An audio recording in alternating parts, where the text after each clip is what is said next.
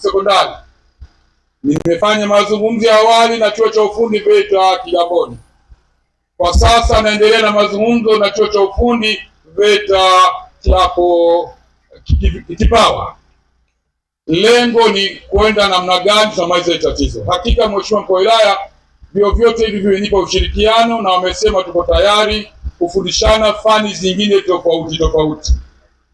Kwa hiyo nitoa wito tu, ndugu zangu, watu wa Ukonga, mtaposikia tangazo tena, fikeni kwenye ofisi za kata. Huko wawakilishi wangu wakubwa ni watendaji wa kata na mheshimiwa diwani.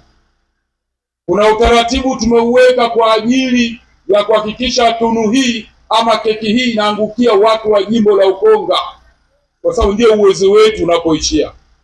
Lakini sina maana kwamba wengine watapata, lakini natoa ombi kwa viongozi wengine wa majimbo mengine, na binti yetu mtani wangu yuko hapa amesema anaweza kujaribu kukopi. Ni swala la utashi, naye amesema anatamani pepo kuliko utajiri. Kwa najua inawezekana. Lakini lingine, Mheshimiwa Mkuu wa Wilaya, juzi niliona clip moja kwenye TV moja online. Mama mmoja akiomba msaada wa kulipiwa kupatiwa bima ya kwake na watoto zake, lakini pia kulingana na hali ya afya yake. Siwezi kusema maradhi yanayomsumbua kwa sababu ni kazi ya daktari, japo yeye aliyasema mtandaoni.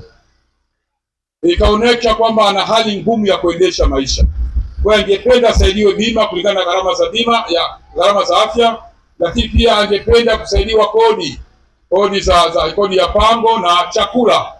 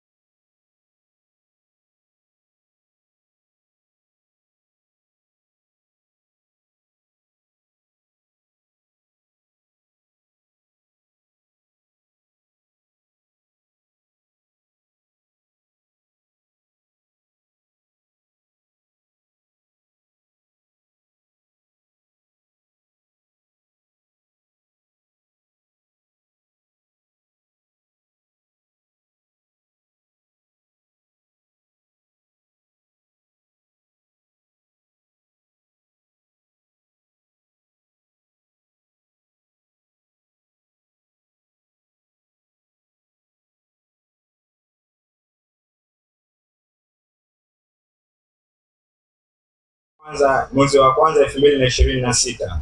Risala fupi ya wahitimu wa mafunzo ya udereva wa bajaji, pikipiki na magari yanayoendelezwa na chuo cha ufundi cha polisi yaliyofadhiliwa na mbunge wa jimbo la Ukonga Mheshimiwa Bakari Shingo kwa mgeni rasmi.